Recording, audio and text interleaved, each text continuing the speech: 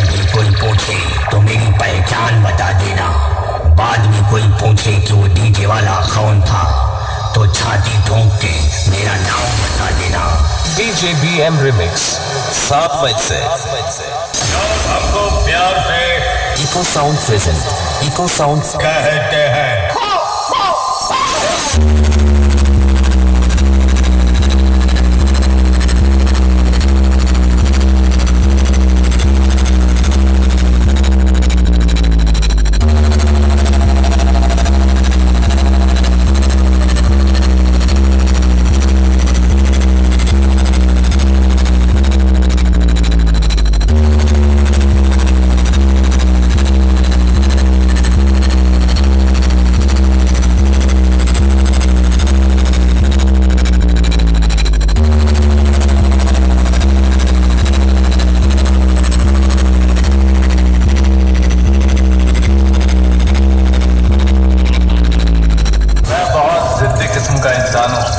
जो ठान लेता हूं उसे पूरा करने के लिए अपनी जिंदगी दांव पर लगा देता हूं, सोचता तक नहीं। और आज जनता मुझे उस कुर्सी पर देखना चाहती है।